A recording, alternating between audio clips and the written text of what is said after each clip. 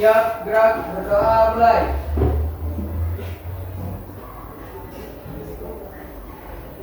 Berdoa selesai. Beri salam kepada ibu guru. Assalamualaikum warahmatullahi wabarakatuh. Oke, anak semua. Hari ini hadir semua? Hadir. Ada yang sakit tuh? Siapa yang tidak hadir? Tidak bisa. Sakit. Siapa lagi? Cuma satu aja? Ya. Udah berapa hari sakitnya? Baru ini. Hari ini. Kemarin yang ikut ke kelas itu datang ya? Datang. Kita doakan semoga apa tadi? Ermalisa ya? Ya. Sembuh ya. Amin. Baik anak semua. Gimana kabarnya hari ini? Baik. Bukan dalam keadaan bahagia, sedih, Bahagia. atau ngantuk? Campur. Apa?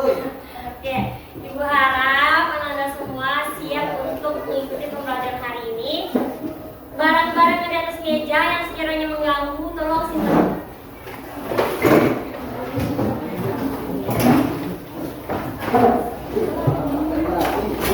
Oke, sudah siap semuanya? Oke, nah pada pertemuan sebelumnya Ananda sudah belajar materi sistem peredaran darah.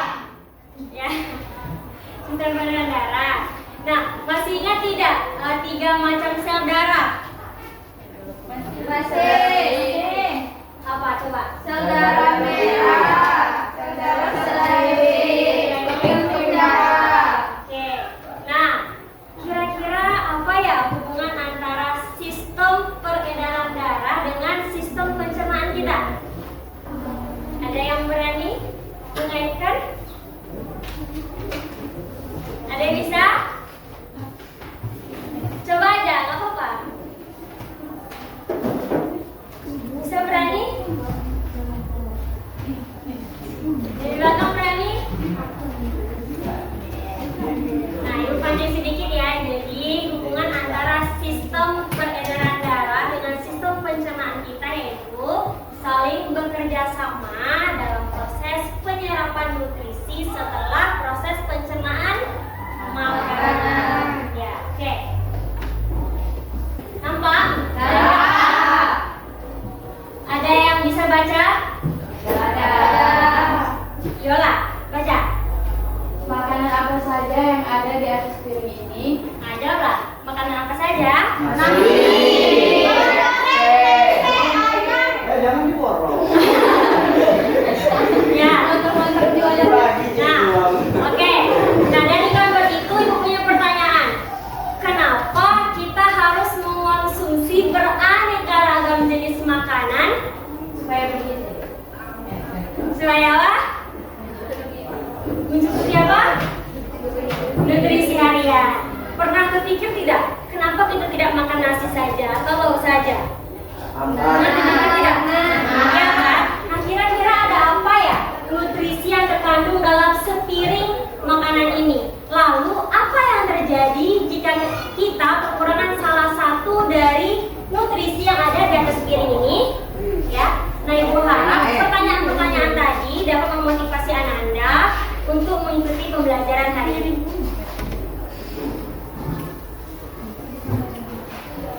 Oke, hari ini jelas ya? Tahu ya kita akan belajar apa? Tahu. Apa? Pencernaan. Ya, sistem pencernaan pada pembahasan zat makanan.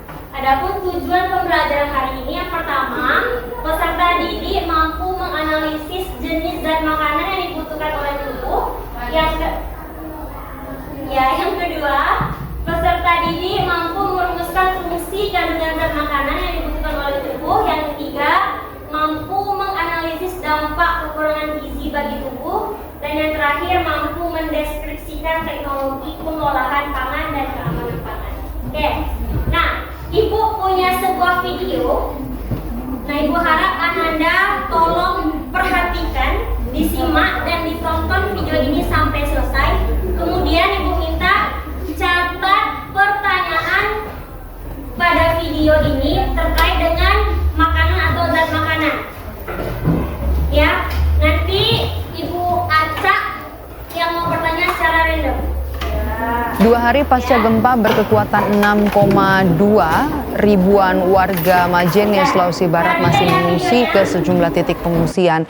Tidur di tenda pengungsian dalam kondisi cuaca buruk, pengungsi pun mulai terserang penyakit dan kekurangan makanan. Tidur dalam kondisi tenda yang tergenang air akibat curah hujan yang tinggi, sejumlah pengungsi mulai terserang penyakit seperti diare dan juga demam. Sementara di titik pengungsian ini tidak ada posko kesehatan.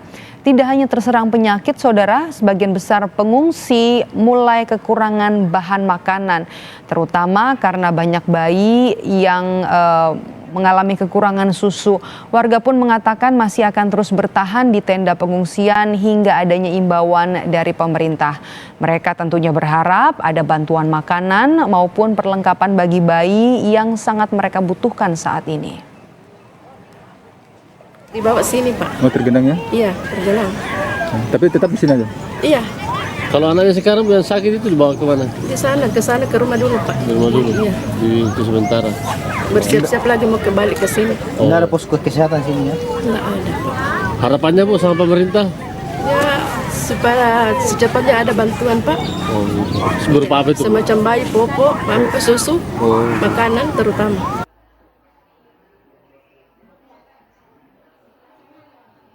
Oke, nah dari video tadi, Ananda sudah mencatat pertanyaan?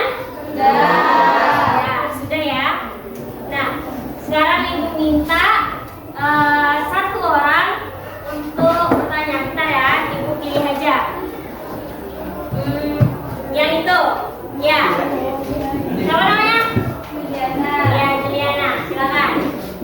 Makanan apa saja yang dibutuhkan oleh para pengungsi agar kebutuhan nutrisinya terpenuhi? Ya, akan terpenuhi itu maksudnya ya. Oke, baik, bagus ya pertanyaan dari Juliana. Oke, beri tepuk tangan dulu. Oke, baik. Nah, untuk pertanyaan ini kita simpan dulu. Nanti akan kita jawab seiring perjalanan pembelajaran ya.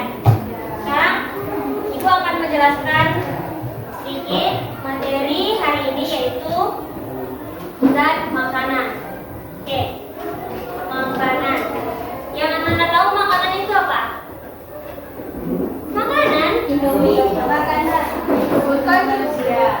Ya, kebutuhan manusia. Oke ya. Jadi makanan adalah bahan yang mengandung zat-zat gizi yang dapat diserap dan dicerna oleh tubuh sehingga berguna bagi tubuh. Nah, tentunya makanan yang kita makan haruslah makanan yang baik dan juga menyehatkan. Ternyata ada syarat tertentu yang menyatakan makanan tersebut baik dan juga menyehatkan. Yang pertama, makanan harus mudah dicerna. Nah, faktanya sebagian besar makanan harus kita olah terlebih dahulu agar mudah dicerna oleh tubuh seperti daging dan juga ikan. Namun ada juga beberapa makanan yang dapat kita konsumsi dalam keadaan mentah, contohnya sayur, kemudian ya buah-buahan. Nah, yang kedua higienis, yaitu makanan yang tidak mengandung zat-zat berbahaya yang dapat membahayakan kesehatan tubuh. Yang ketiga, makanan mengandung zat gizi atau nutrisi, yaitu makanan yang mengandung karbohidrat, protein, lemak, mineral dan juga vitamin. Yang keempat, makanan harus mengandung kalori dalam jumlah yang mencukupi kebutuhan tubuh. Nah, ini nanti disesuaikan dengan beberapa faktor seperti usia, jenis kelamin, berat badan, tinggi badan, aktivitas seseorang maupun kesehatan seseorang. Nah, misalnya lah kalau kita sakit, beda kan porsi makannya sama orang yang sehat kan? Iya. Oke. Nah, makanan yang kita masukkan ke dalam tubuh tadi tentunya memiliki fungsi utama. Yang pertama sebagai sumber energi, disebut juga zat pembakar. Yang kedua pertumbuhan dan pemeliharaan jaringan tubuh. Yang ketiga mengatur proses merusak lingkungan dan bibit penyakit, disebut juga zat pelindung. Nah, sekarang kita bahas ke zat makanannya. Nah, zat makanan ini disebut juga dengan gizi atau nutrisi, itu bahasa lainnya. Nah, zat makanan ini dikelompokkan menjadi 2 kelompok. Ada spidol? Kalau saya punya spidol nggak? Ada dia.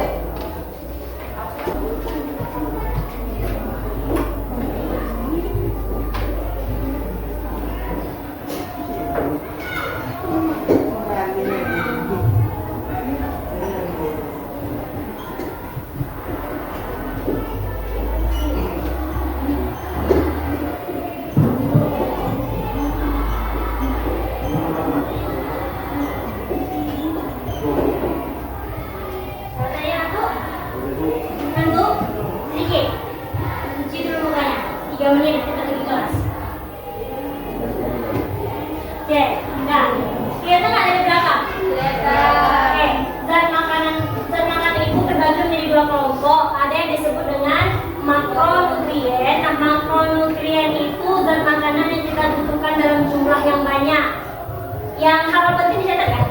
Makronutrien itu adalah zat gizi yang dibutuhkan tubuh dalam jumlah yang banyak.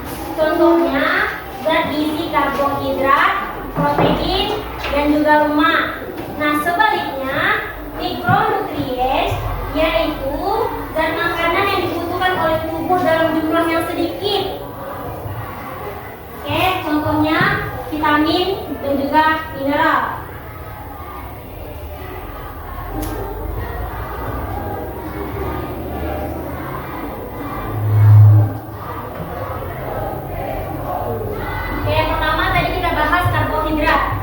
Karbohidrat ini terdiri atas karbon, hidrogen, dan juga oksigen. Karbohidrat diklasifikasikan menjadi 3 kelompok. Yang pertama, monosakarida. Monosakarida ini terdiri atas 1 gugus gula. Contohnya glukosa, dan galaktosa. Disakarida terdiri atas 2 gugus gula. Contohnya glukosa ditambah fruktosa, kan 2 tuh gugus gulanya, menghasilkan sukrosa. Kemudian glukosa ditambah galaktosa menghasilkan laktosa. Glukosa ditambah glukosa menghasilkan maltosa. Nah, yang ketiga polisakarida. Oke, gue mau tanya dulu ya. Jika monosakarida terdiri atas 1 gugus gula, disakarida terdiri atas 2 gugus gula, maka polisakarida terdiri atas 3. Ya, banyak gugus gula. Contohnya pati. Nah, nanti 4 ini dari pembagiannya. Ada amilosa, ada amilopektin. Nah, sumber-sumber karbohidrat. Yang pertama, glukosa. Glukosa ini dibuat secara komersial dari pati. Juga ditemukan pada sebagian buah-buahan, contohnya anggur. Nah, fruktosa ini ditemukan di dalam madu. Terus pada semua buah-buahan. Oleh karena itu, fruktosa yang kedua itu disebut sebagai gula buah. Yang ketiga, sukrosa. Sukrosa ini dapat diperoleh dari tanaman tebu, tanaman bit, dan juga sebagian buahan dan juga sayuran. Nah, contoh produk yang dibuat dari tebu yang biasa kita gunakan untuk campuran gula atau teh apa? Itu mau bikin teh sama kopi ya, Dinamoto? Gula pasir, gula ya. Nah, itu contoh sukrosa dalam kehidupan sehari-hari. Ajinomoto tuh bikin sambal dah. Ya. Oke. Laktosa ini merupakan gula yang terdapat di dalam susu. Nah, galaktosa ini dia dihasilkan secara alami. Kalau yang lain tadi kan dari gula, dari tebu gitu kan, dari tumbuh-tumbuhan. Kalau galaktosa ini kita hasilkan dari proses pencernaan laktosa. Jadi kalau kita mengonsumsi susu, maka pencernaan kita akan menghasilkan galaktosa. Kemudian maltosa ini dapat ditemukan biji yang berkecambah, ya, juga pada proses pembuatan kir. Kemudian pati ini merupakan karbohidrat simpanan yang terdapat di dalam tumbuh-tumbuhan. Glikogen ini tersimpan pada hati dan juga otot hewan. Terakhir selulosa ini merupakan komponen dinding sel tumbuhan, disebut juga sebagai serat. Ngantuk? Jangan ngantuk ya. Kalau ngantuk boleh izin dulu sebentar, cuci mukanya dulu. Nah, fungsi karbohidrat yang pertama sebagai sumber energi. Nah, pernah dengar kan kalau kita kalau orang Indonesia katanya kalau belum makan nasi belum kenyang kan? Nah, itulah fungsi dari karbohidrat sebagai sumber energi utama bagi penduduk di seluruh dunia. Yang kedua, pengatur metabolisme lemak. Yang ketiga, menghemat protein. Yang keempat, membantu penggerak fesas. Tahu fesas? Kotoran. Oke. Nah, sampai di sini ada pertanyaan sampai di pembahasan zat makanan karbohidrat. Kita lanjut. Lanjut ya. Yang kedua, zat makanan yang kedua, lemak atau lipid. Nah, lemak ini berasal dari lemak hewani dan juga lemak nabati. Kalau hewani ini dari hewan. Hewan itu seperti kayak kambing, unggas, ayam unggas, telur, susu, produk olahan susu tahu? Keju, ikan. Yang kedua lemak nabati, berasal dari tumbuhan, seperti minyak zaitun, minyak kelapa sawit, minyak jagung. Ya. Nah, fungsi lemak. Nah, sama seperti karbohidrat tadi sebagai sumber energi. Nah, tapi gini, kalau lemak ini dia 1 gram lemak itu dia menyediakan 2 kali lebih banyak energinya dibandingkan karbohidrat dan juga protein. Yang kedua, sebagai perlindungan. Nah, tahu lemak kita yang mana? Tahu. Yang mana? Ya, lemak itu daging kita lihat itu lemak namanya tuh. Semuanya dagingnya itu lemak namanya tuh. Oke ya. Oke. Nah, jadi fungsi lemak itu dia melindungi organ-organ penting di dalam tubuh kita kayak jantung, kayak ginjal dari benturan dan juga dari guncangan. Kemudian penyekatan atau isolasi, yaitu lemak ini membantu menjaga suhu tubuh kita dengan menyekat atau mengisolasi panas. Selanjutnya, perasaan kenyang. Perasaan kenyang ini, lemak ini dia memperlambat proses pencernaan. Jadi, kalau kita mengonsumsi makanan yang berlemak, itu kita akan lebih lama merasa kenyang setelah makan. Beda nggak kalau kita makan lauknya misalnya ayam atau ikan sama kita makan jajan? Ya kan? Lebih lama kenyang makan ikan kan daripada jajan kan?